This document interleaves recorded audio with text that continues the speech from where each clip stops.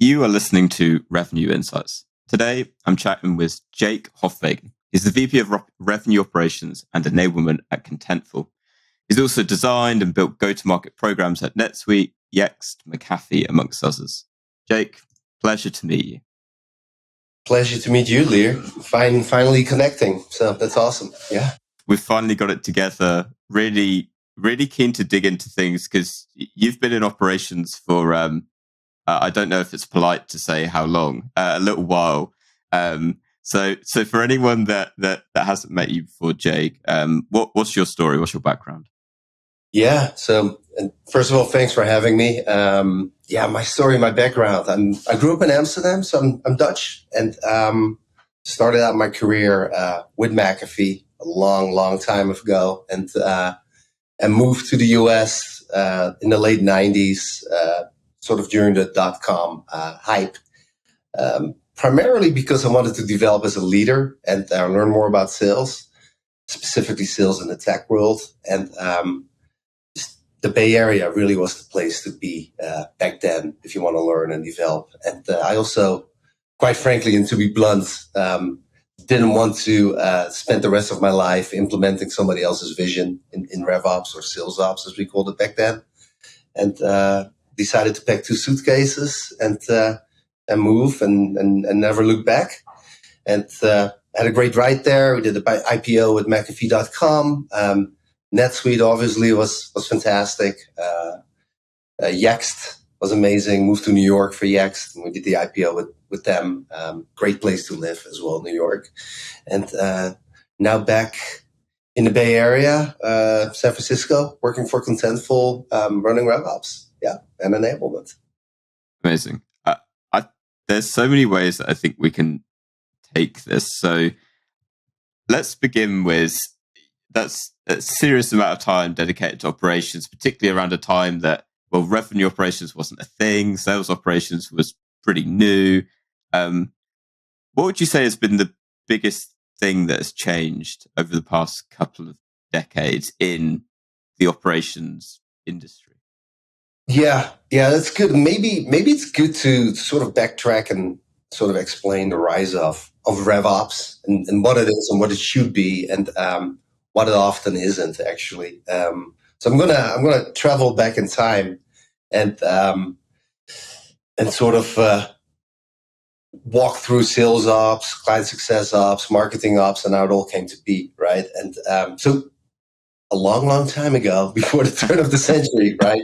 You had a thing called sales ops, and we used to sell perpetual software, and you got your software in a box, and most of the time that was a CD-ROM or a floppy disk. You got it to a 2-tier channel, so a distributor and a reseller, right? And they typically speaking installed it, and so a good sales ops person back then, when we were selling perpetual software, was able to process a sales order, right? Because you actually had physical inventory that had to ship somewhere.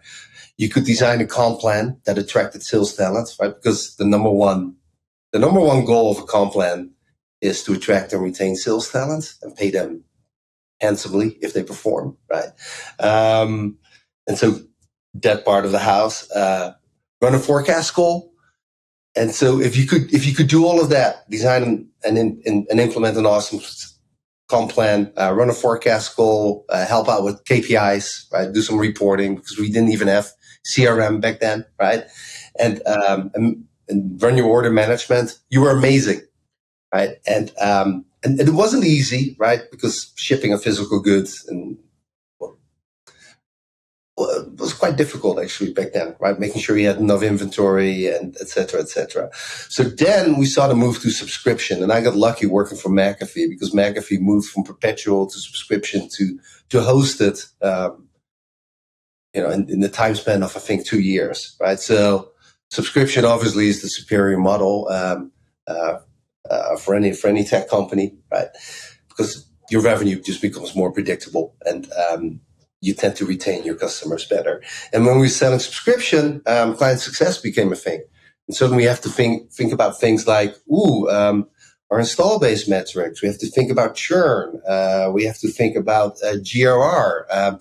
We have to spin up an account management organization, right? Or our AE is going to take care of all these clients that we have. So we had to start thinking about coverage models. We have to think about client success apps and software. We have to think about our engagement model. We have to think about our customer journey, right? All these buzzwords that everybody sort of talks about right now. And so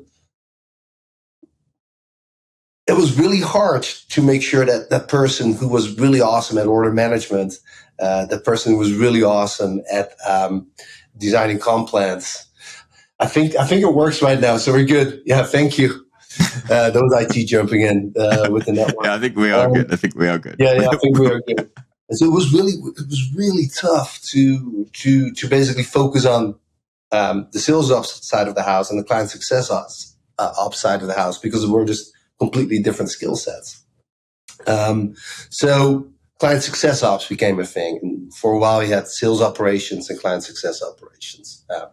And eventually, that rolled into a single role, because operating in silos isn't ideal, right? And that's the main purpose of RevOps, really.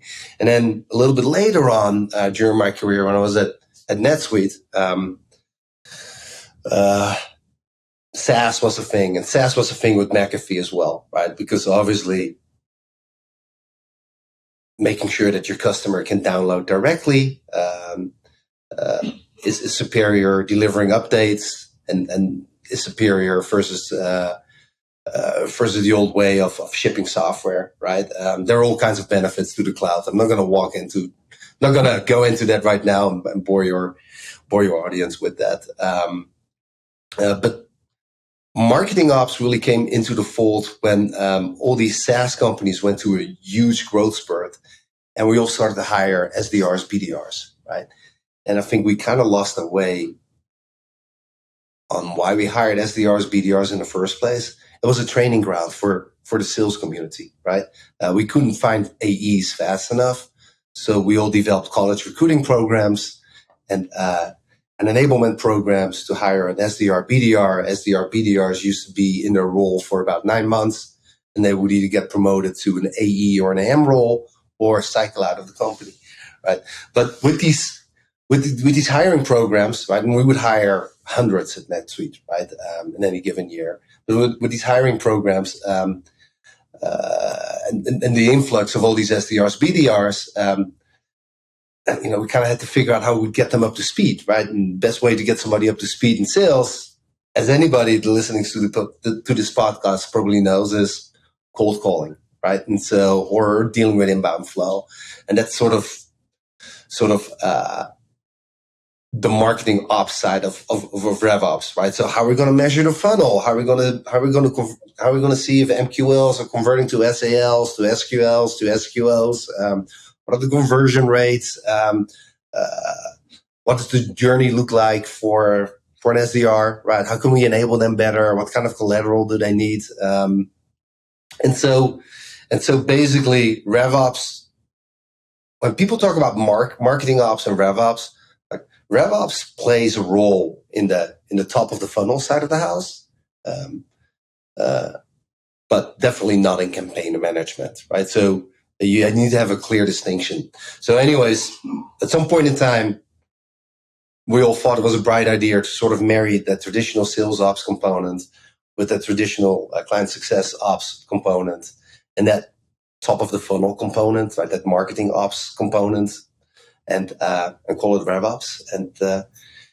And here we are, right? And it makes sense because you don't operate in silos. And larger companies, I see it right now still a lot in the marketplace, where just larger, more legacy companies, they still operate in these silos. And that's not ideal, right? You don't want to have a separate system in marketing, separate systems in client success, separate systems in sales. Things don't talk to each other. You're going to create a data soup. It's not ideal for your customer because you don't develop a consistent customer journey. So they deal with all kinds of different people, right? Like, hey, this is Jake calling from sales, and then somebody from the client success house is calling, or you have a BDR call and all on the same account. It's really, it's not a good look. And plus, it's just also not a another wise use of your resources. So tons of benefits. I know that was a long story, but hopefully that sort of, I like to tell it because people don't know where it came from, RevOps. And I also find that when people talk about RevOps, they really either do a little bit of sales ops, they do a little bit of client ops, or a tiny bit of marketing ops, but not really RevOps, right? Which I find interesting. Yeah. No, I love it. I was actually writing down. I was thinking if you fancied a job as a RevOps historian, then I think there's probably a good place for you there. Man, now really sound like grandpa. I mean, it's not. It really hasn't been around that long, but no, I love it. So with that in mind, and I think what really stood out to me from that is kind of where we are today, and so often speaking to people in revenue operations roles, it still feels very much like it's being fleshed out. It's not quite like marketing, which is my background, where it feels very clearly defined the way of doing things. Now, you generally get some variations on it. Whereas for revenue operations, I think, aside from the whole idea of breaking down silos and having consistency across the go-to-market function, there's still a lot of ambiguity around what it's responsible for, and I think it varies by business. Now, that's my opinion. I'm interested to know, would you agree with that, or do you see it in a different way? No, I agree wholeheartedly with it. In order to demystify it a little bit, right? RevOps, think about it as sales ops, serving the sales community, serving the client success community, and servicing the marketing community. So sales ops, client success operations, and marketing operations, servicing your field organization. That's how you should look at it, right? Your field organization consists out of your account executives and their leadership team, your SE organization, your account management organization, your CSM organization, your field marketing organization, your partner organization, right? So everything touching revenue and driving revenue, basically. So your field organization, underneath there you have marketing ops, client success ops, and traditional sales ops, supporting all these different functions, right? And so if you want to establish a good RevOps crew, I think you break it down further into 4 pillars, right? So we understand now the organization, the different sort of flavors, right? And below that, you have what I call business operations or business support, and that's typically speaking your classic sales operations, right? So anything that keeps the wheels turning, right? Whether that's a deal desk motion, whether that's sales support, whether that is business partnerships, right? So if you have a tech company, you might have somebody running EMEA, North America, APAC, or maybe you have different verticals depending on your coverage model. All these sales leaders need to have their RevOps person, right? Their business partner, just to help them out with forecasts, with QBRs, to help out with onboarding of new reps, finding their way through a maze of red tape that probably exists in your company because people blew up all kinds of processes, helping out with comp, queries, you name it. So your classic sort of sales ops, right? KPIs. And so I call that business support. Deal desk is also firmly underneath that, right? So that's basically servicing the individuals in the sales organization, depending on your coverage model. Then you have what I call strategy and insights, right? Which serves the overall company. So that's the second pillar, right? And so think about that as comp plan design, KPI designs, your planning cycle, rolling up your forecast, maybe, organizing, a global forecast goal, QBR cadence design and bringing them to life. Your bookings policies, your rules of engagement, right? So basically, other companies might call that biz ops, or maybe it sits a little bit in sales ops, but basically strategy and insights, right? Second pillar. So servicing the company as a whole, because you do need that, right? You need to have a referee that sets out rules and comes up with strategy. Then the third pillar would be systems, basically taking care of your tech stack, and that could be either taking care of the tech stack all the way, the sales tech stack, so adminning, engineering, or it could be working together with the CIO and just basically providing requirements to them and having them implemented. I don't really care either way, as long as we have people dedicated to the sales tech stack. So that could be your CRM, your data tools, your sales productivity tools, your LMSs. I can go down I don't want to mention any brand names, right? Your forecasting apps. There's so much tech right now out there. There's too much, actually. And most of it is really not leveraged properly, which is one of the benefits of RevOps, quite frankly, right? I probably cut a couple of million of cost at least out at Contentful, just in frivolous tech spend, and quite frankly, saving a lot of work for our IT team maintaining all these things, and saving a ton of time for our IEs, right? Because their manual inputs were just absolutely ludicrous. So sales stack. And then number 4, enablement. And I think enablement, you could call it RevOps and enablement, but enablement is really where your sales methodology and your sales process come to life, right? But you still need to bring it to life in your CRM, for example. And so it helps that enablement sits in RevOps, right? Because you got to make sure that every step is well designed and laid out. Your sales methodology is more, so your sales process is more like how you sell. Your sales methodology is more about what's your selling culture like? Like, what do you believe in? What do you want to embrace? Is it MedPick? Is it TAS? Is it Sandler? Is it selling to curiosity? Is it winning by design? Are you going to design something yourself, right? Which is really cool, and I highly recommend that, actually, because I think homegrown sales methodologies and processes that have been designed together with your best performing reps and your sales leadership team resonate much better in the sales organization than getting an outside vendor in. Hopefully they don't pick up on that comment, but it is true. Your best, the field knows best. They really know best. Think about your RKOs, think about communications to your sales organization. So that also sits squarely in enablement, and communications is big, right? So your monthly sales meetings that are hosted by a CRO, email communication. I find communications to go wrong so often and are so poorly designed, and so it really pays off to have somebody in enablement just focusing on comms, and that's how you structure a RevOps organization that scales, and that's what we did at NetSuite very early on in EDX, and that's what I'm doing at Contentful right now. So field organization,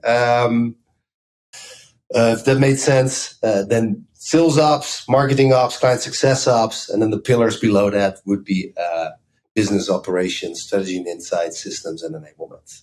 Yeah, hopefully that was clear. Excellent summary. And actually, you should come and join us in RevOps now. I'm going to steal that. I feel like I can draw it out beautifully now. And actually, I think it really helps to start to capture it all together in terms of all of the different responsibilities, right? You kind of alluded to it while explaining it, where, some businesses call it something else and sometimes it kind of lives somewhere else. But in reality, I think you've certainly framed it really beautifully. And yeah, I think so, because we're going back and forth. So what I see right now in the marketplace is, you have somebody who's really awesome with sales systems, right? That's not RevOps, man. Right? Or you have really somebody who's really awesome in sales process and sales methodology. That's not RevOps. Or you have somebody who's really awesome in KPI designs and scorecards and comp plan design, and that's not RevOps either, right? Or you have somebody who's an awesome business partner, right? These are all super valuable roles, but they're all just a component of RevOps, right? And I find that the market is a little bit confused about everybody's using a RevOps title. I mean, we all know why, right? But they only do a sliver of what RevOps actually is.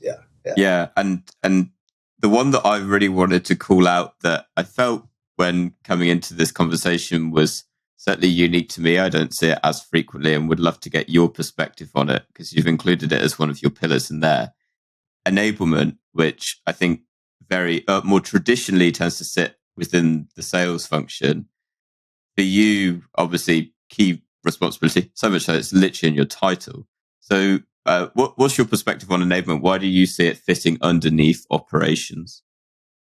Yeah, so a couple of things. I've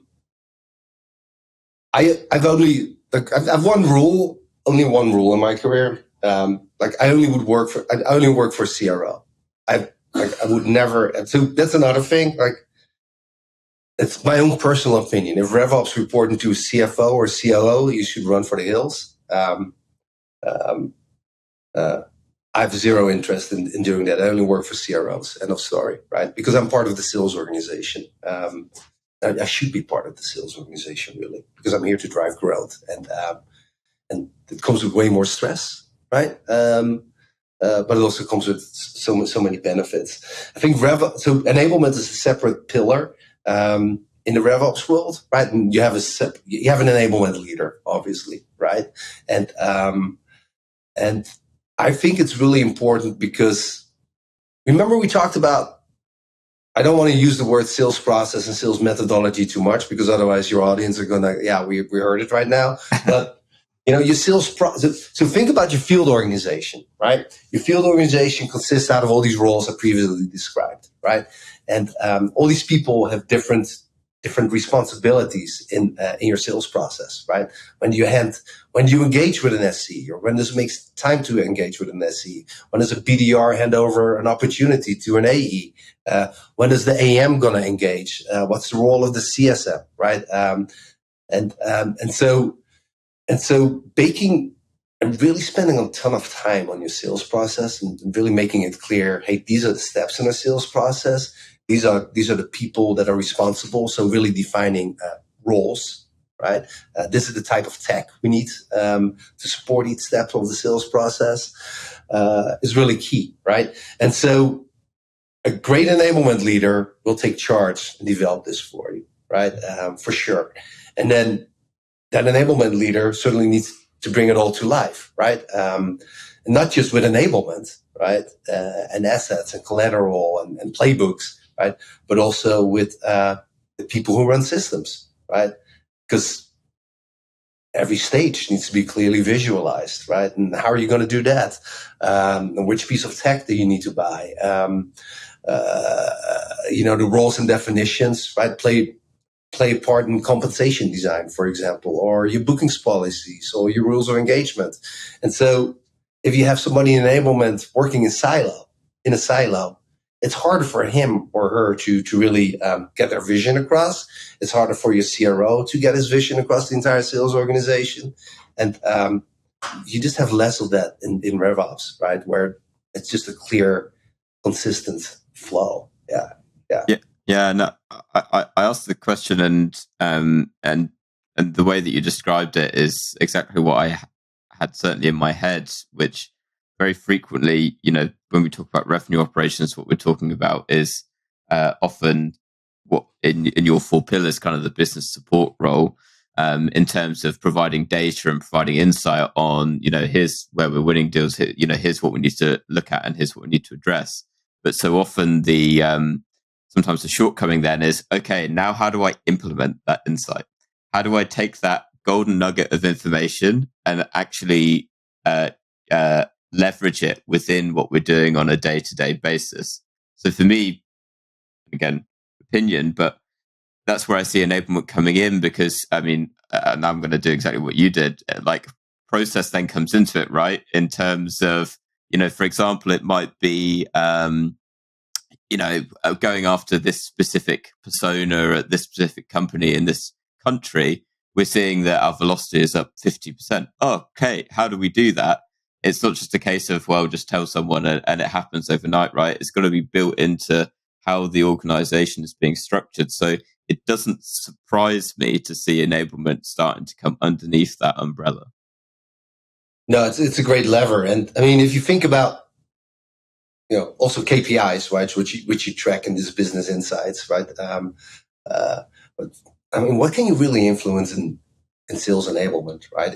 It's ramp time, so time to productivity for an AE. So when are they starting to hit their quota? Time to first, time to second deal, right? Pipeline development, average sales prices, right? So making sure that you get more out of an existing customer. I mean, I can go on for hours, right? But like those are pretty, like, and cycle times, right? Shorten your cycle times, right? Those are probably like the five big ones, right? So if you have a good enablement leader, right, they go like, yeah, I'm raising my hand. I own RAM time, so time to productivity, right? Time to full productivity. I own making sure that, we increase our ASPs, right? I own reducing sales cycle times, et cetera, right? And so if you have somebody, reporting on that, that's great, right? And it's also a supportive function for your CRO, right? So that then they're not going at it alone. And then giving them the insights, right? It's small it's easier when it's a small company, right? But I mean, at NetSuite or even Nutanix, right? Larger companies with like thousands of AEs, it's really hard to figure out who's ramping, who's not ramping. And believe it or not, systems even to this day aren't that great, right? If you talk to the average RevOps person, say, can you just click on the button so you can see, how an AE is ramping, time to first deal, time to second deal, ASPs, right? Most of them say, yeah, we can do it, and they can do it, but it's a lot of spreadsheet jockeying, and just getting that entire flow down is really important, right? So when you do your functional QBRs, so QBRs with your enablement leader, right? Here are the KPIs I'm responsible for. Here's how we're doing, right? And it sort of becomes a group exercise, which is great. Yeah, definitely. I want to change this into a slightly different gear. We've talked about everything from a high level. I'm really keen to know. You've touched on Yext, NetSuite, McAfee as well. But what were the learnings that you took from that into your role at Contentful now? So we've talked a lot about your experience, but what did you take that was like, okay, I need to do it differently this time to make it work? Gosh, I think at McAfee, I learned a lot about, again, I was just lucky to see the motion from perpetual to subscription to hosted, right? Like that's priceless, right? Because people don't know that anymore, right? And that's okay because it's not maybe super relevant, but it's nice to look in your rearview mirror and understand how things developed a certain way, right? And it resonates really well with leaders who sort of grew in the tech industry, right? Sort of the rise of SaaS, right? And working with channel partners a different way, for example. And so at McAfee, it was very much about learning about different almost delivery models, right? Because all SaaS is in the end, like we turn it into this big, right, complex thing. It's not, it's easy. It's just a delivery model. It's how you deliver software. You don't have to, host it yourself anymore, right? We do it for you. That's all it is. The subscription model before that was really the big shift, right? If you think about it. And SaaS just piggybacks right on the subscription model. So that was really valuable. And then having the IPO at McAfee.com, which was a spin-off, right? Was cool, right? Just getting IPO ready. And talking about subscriptions per subscriber and coming up with all these different SaaS metrics. And going to NetSuite, right? So learning all of that, but not really being conscious about, I learned all of this, right? But then at NetSuite, you start getting conscious about it, right? And then seeing the rise of the top of the funnel, right?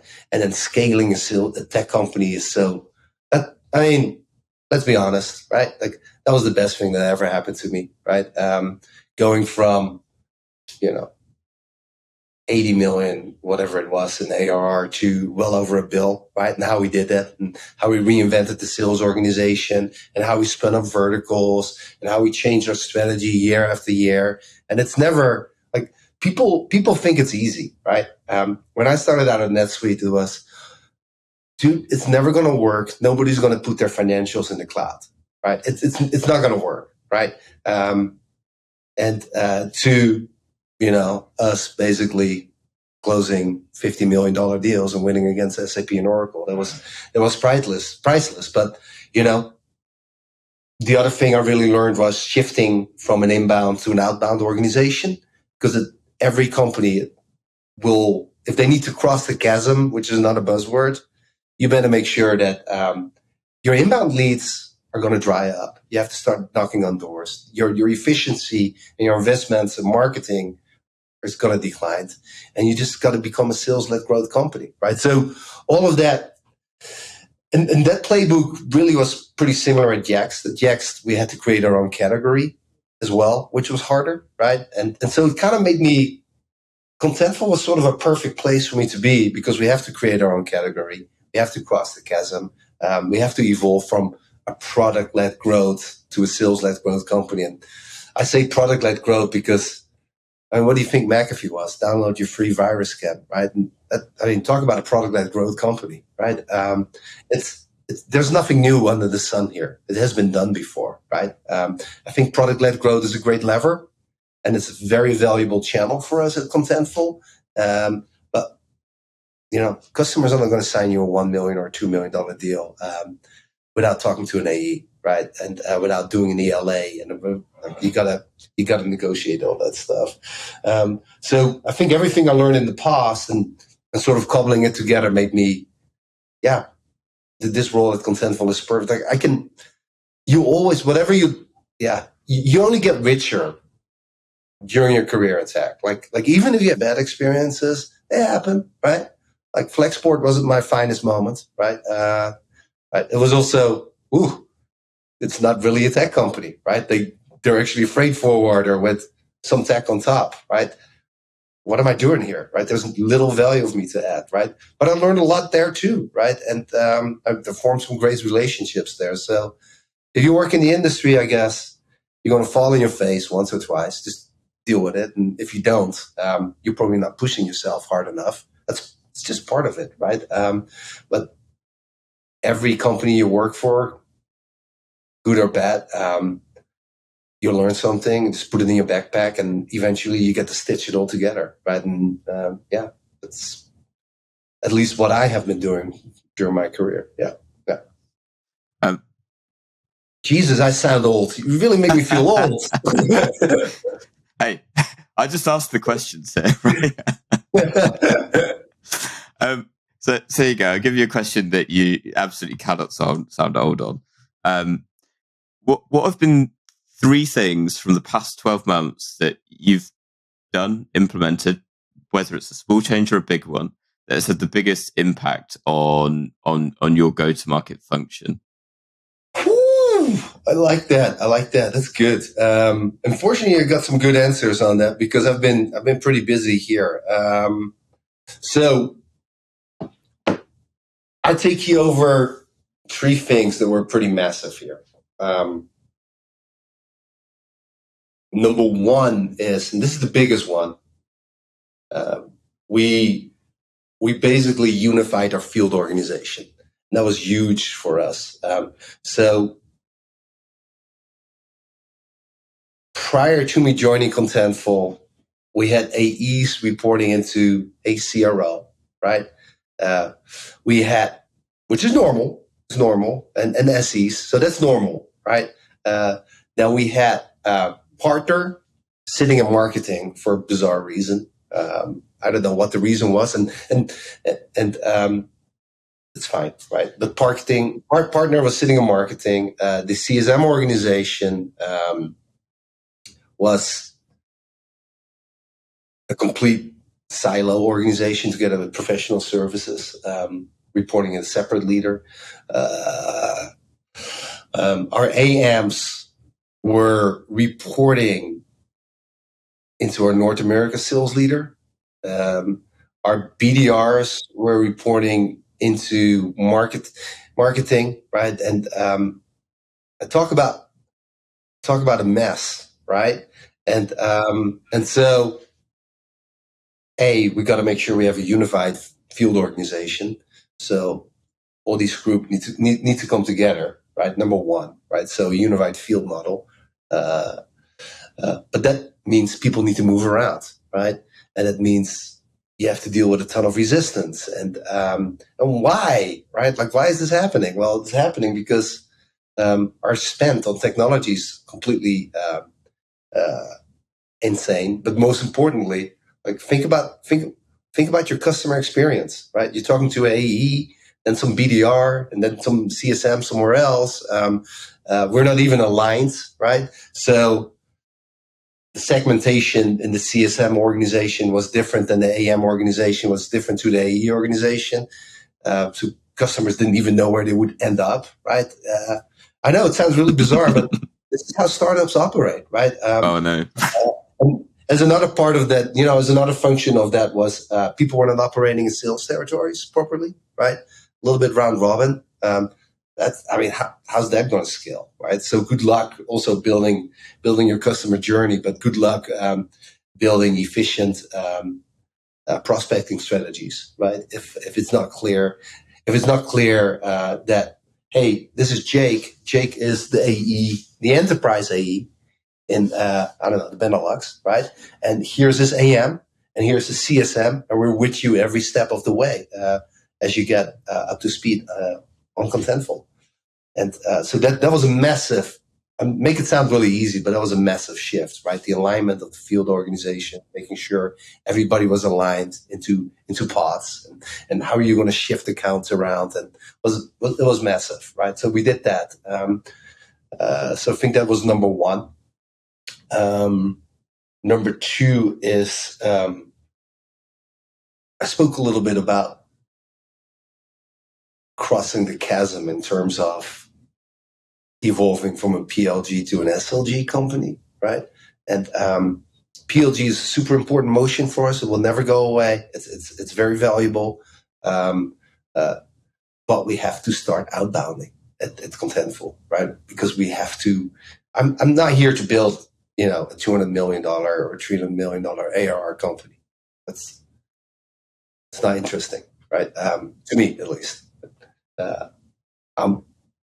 Maybe, I want to have a right like at a NetSuite, right? Or, Yext, or you name it, at McAfee, right? Like, I want to go over $1 billion in revenue, right? And so we're not going to get there. We're not going to PLG ourselves to $1 billion in ARR, right? But we will get there if we get really clever about outbounding, right? So making that shift from a reactive inbound organization to a more aggressive outbound organization would be another one. I think those are two really big ones. I mean, I can talk about, and I think number three probably. I really took ownership of a planning cadence. If your planning is done by finance, oh God, do you have any CFOs listening to this podcast? Very little? Very, very little. If they are, then feel free to skip to the next episode. And No, because they're quite often very myopic in their thinking, right? Well, here's the number, and you're going to hire this many reps, and here's the productivity, and we're going to crush it, right?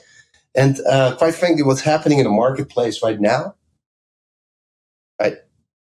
It's not me, right? Like, I'm just all the layoffs, all the firings. Like, talk to your CFO, right? Talk about this incredible, disgraceful planning job that has been happening in our industry as a whole for the last couple of years, right? And so, as a CRO, you better make sure that you want to get a number from finance that you need to hit. Fine, totally makes sense, right? Because they have to make sure that they appease the investors, right?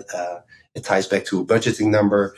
But you as a CRO, you better make sure that you get together with your RevOps crew, try to figure out what does that mean for hiring, what does that mean for capacity, what does it mean for your marketing plan, where's the pipeline going to come from, pipeline by parties, right? So your inbound, your outbound, your PLG motion, your partner pipeline, what are they going to deliver? How do those targets look like? If you have a gap versus plan, cycle it back up to finance and great. Like, hey, I got a 15, 20, 30, or $1 million gap. Like, are you going to develop a new product? Are we going to open up new offices? Like, how do you want to make up for this, right? Really taking ownership of the entire planning cycle and liaising with marketing and finance and product to make sure we can get where we need to go, right? Because the answer quite often isn't, let's hire 50 or 100 or 150 more reps, right? I want to hire 150 more reps, but I want to make sure that my marketing engine can support it. I want to make sure that my product team has a vision, right? I want to make sure that my CFO is aligned to expanding our distribution, meaning opening up new offices, right? And so these are very classic, right? These are not contentful problems, right? These are just classic issues that everybody's struggling with in the industry. But I think honestly, I know the market has not been working in our favor, right? But what you're seeing right now in the industry relates to piss poor planning, right? Really, really bad performance. Yeah. And so you don't want to be in that. You don't want to be in that in that shape as a company. Obviously, unfortunately, we're not here in that mode, right? But it helps if you take ownership of planning, right? Because we could have conversations. Well, I can hire 90 more AEs, right? But if I don't have a product to sell, or if you don't really want to expand our distribution footprint, or if you can't keep up with our marketing motion right now, maybe it's not the best investment, right? So we got to figure out other levels of growth, right? Maybe making our current AEs productive or whatever it is, right? There are plenty of ways to skin the cat, but those were the three things. And I guess I went a little bit off track because I just find it. I used to be a seller way back when, and I hate it when people have mortgages, they have kids, they have mouths to feed, right? Maybe a little bit too emotional. Like, I don't want to sound too emotional, but like it freaking sucks if people quit a job, go somewhere else, and then just get laid off 6 months because some yokel couldn't plan the business properly, right? Yeah. I actually think it's great because I wrote down earlier because I could sense something just told me. I was like, I was going to ask what frustrates you the most. Yeah, and there you go. And that's it. So, what's the answer then, other than better planning? Because is that a CFO's job, or is that something that I think we can all plan better, right? And I often find that I'm treading the line between, am I just spending all of my time planning and not enough time actually doing it? I find there's definitely a fine balance between the two, and also, what's the process to make sure that you've got a good plan as well? Because even the best laid plans don't always literally go to plan, right? Yeah.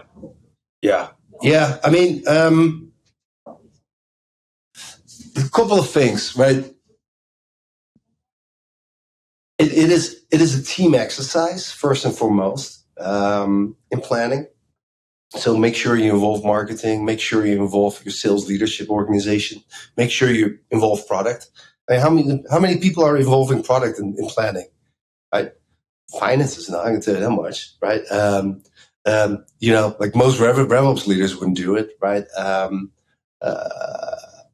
So making sure that everybody's a stakeholder within this field model too, right?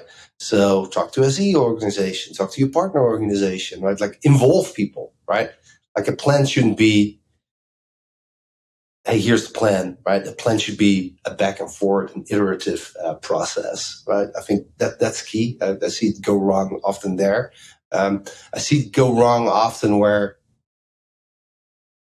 people don't understand the levers, right? And sure, headcount is a nice. We spoke a lot about headcount, capacity versus plan. You have overcapacity, you have undercapacity. What are your feelings about attrition, right? We talked about enablement, like how long does it take for people to come on board? The times where, I see a finance spreadsheet where they say, well, it takes an AE 4 months to ramp, right? Because that's what it's in our comp plan, or 3 months, versus no, it actually takes them 9 or 10 months, right? And if we go outbound, it might take a little longer, right? I'm not talking about Contentful specific, just giving you, right? I mean, if you don't do that right, you got a huge problem, right? You got a huge problem. Same with marketing, right? Like, how often do I see that marketing doesn't have pipeline goals, right? Per party, right? So I'm not thinking about just an overall number. It's like, okay, like partner, what's your pipeline goal? Sales, what's our PLG goal? What's our PQL goal? What's our SQL goal, right? What are we, Mr. CRO, what are you going to do yourself in outbound prospecting, right? How are we going to expand into our existing customers? AM, you got to get super, super granular in your planning exercise, but also hold people accountable, right? And I think people often think they were granular, but they have no idea, right? And I think if your planning exercise sits in RevOps together with finance, obviously, right, you get way more granular because they are closer to the business, right? And if they do their job properly, right, and they are part of the sales organization, and they understand the impact that sales cycle times have, for example, right, or the lack of having a product, or the lack of having, an inbound lead, or you have inbound lead issues, or the lack of having an inbound lead issue in France or in Egypt or in Indonesia because we're not localized a certain way, right? I can go on for ages, right? But yeah, planning is something you have to really, really do well. And you also have to think, I think, if people don't hit their number, right? Quite often, sales will take ownership, right? But maybe you really plan poorly, right? And poor planning leads to, right, high attrition. It's very costly, right? Very, very costly. Like, I think we have to do whatever we can in our industry to make sure that our AEs and anybody in the sales organization can be successful. Yeah. So hopefully it gives you an idea of, right, it can go wrong at a lot of places, but you can guarantee it will go wrong if the people who plan and take full ownership of the planning cycle are far removed from the business. Yeah, I think really clear. I mean, for one, definitely the granular level of detail.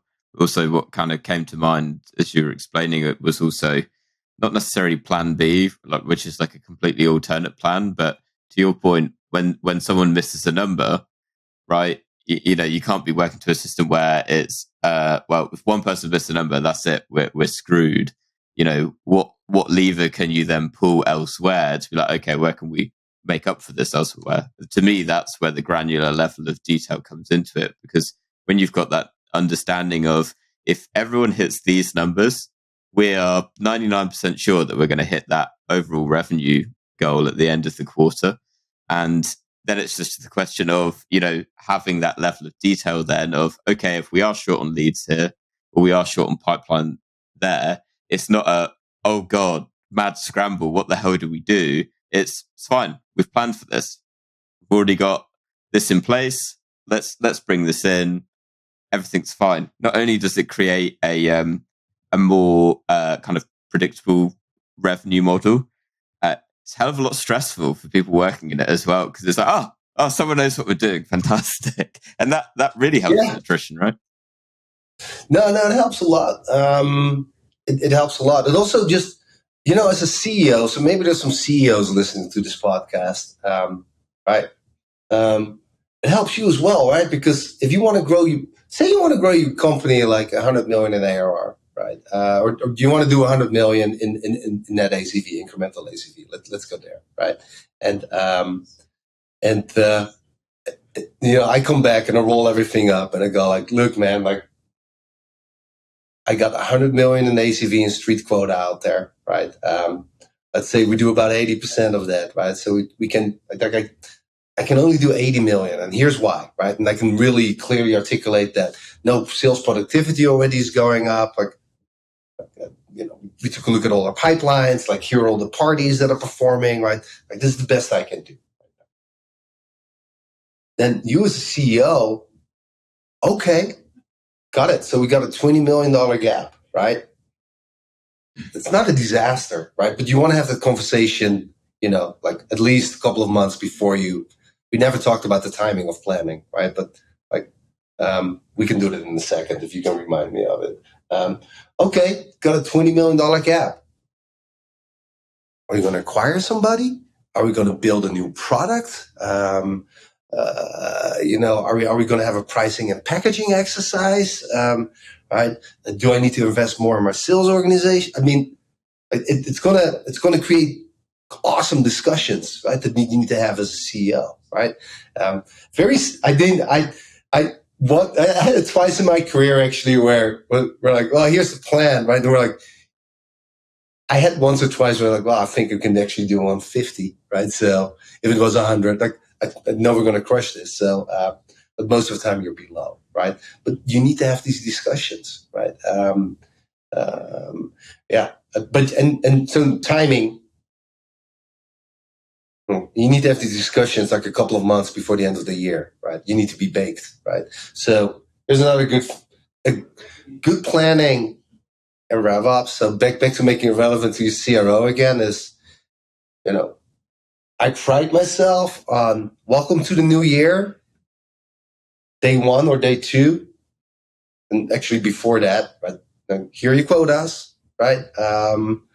Like you want to have all that stuff done and dusted. You don't want to wait a freaking month and like give somebody their number, right? For example, but all of that planning stuff needs to be flushed out. At least 90 days. Talking about giving marketing goals, and that needs to be done. 3 months before the end of the year for sure. And it has to be an iterative process as well, right? So. Right now, I'm planning for next year already, right? And I'm doing my 3-year plan. Yeah. And I do that every quarter. I update my 3-year plan. And so, if you have a good RevOps that sounds too cocky. Sorry. Like, maybe I'm a little cocky. If you have a good RevOps person, right?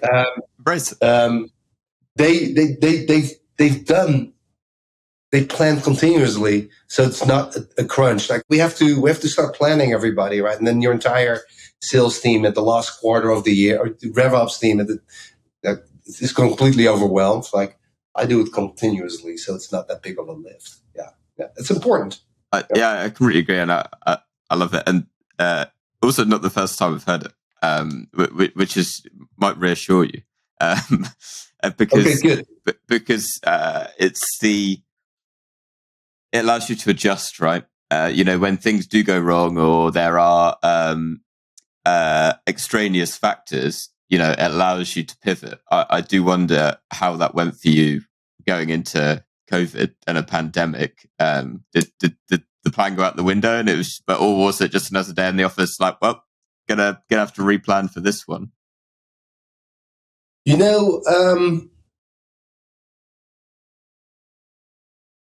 When COVID hit, I think I was at Nutanix, right? And we moved to a 6-month cycle, basically, right? So we planned every 6 months. So, I hated it, but I loved it too, right? Because if you plan for 6 months increments, you can adjust quickly, right? Whereas if you plan for a year, right, you pretty much stuck. Like, of course, everybody's going to replan, right? But you need to, like pump out new comp plans, right? And like rewrite maybe coverage model, ROE, realign with finance, realign with marketing, right? And they built their annual plans as well, obviously, right? So by having that 6-month planning cadence, we were more agile. I say we didn't have to replan because we were planning every 6 months. I don't recommend it, by the way, like a 6-month planning cadence, but during COVID, it totally made sense because who knew where the world was going? Like, remember, like sky was falling, and then it was the best thing that ever happened in tech, and then the sky was falling again. I don't know where we are right now. Is the sky falling, or like who knows, right? Recession, right? I think our industry is doing just fine, right? This is honestly, it's just a little blip. And I think if you look at the macro numbers, it is just a blip. Like, we have more people working in tech right now than pre-pandemic, right?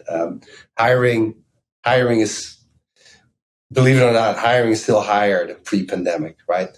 Everybody just went crazy on their hiring, and now we're paying a price. But we talked about that already. Yeah, no, I love it. Jake, we've gone really deep on a lot of stuff, which I've really enjoyed. For the final question, I'm just going to pluck us straight out of there and ask a really simple question. What is one book that you would recommend to other revenue leaders? I'm making an assumption that you're a reader, and that could be fiction or non-fiction. Catch-22. An excellent fiction book.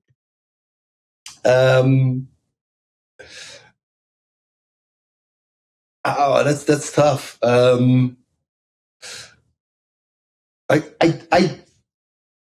This is going to sound embarrassing. Go for it. First one that comes to mind. Probably Papillon. Perseverance. Like, if there's not a route A, then go to route B or route C. There's always a solution for anything, right? But if you think about it, great planning, right? I go down to like great planning, grit, right? Not stopping, dexterity, flexibility, right? Not giving up, right? In times of adversity, not taking things for granted if things are too good, right? And go down that list, right? Starting from scratch, right? It's that one just popped in, basically top of mind. Yeah. I like it. I'm a romantic. I'm a romantic by heart, but I also read very little to not like. I pride myself actually on, and that was the embarrassing part. Like, I don't really read that many business books. I also think that it made me a better person, actually, to tell the truth. I really do. Because I do think I'm a little bit more open-minded versus, this is the playbook. This is what you need to stuck with. And I guess maybe we can wrap up like that. But I've never operated like that because I know, like, and hopefully I came across like that. Like, what I learned during my career, I put in my backpack. But the industry is evolving.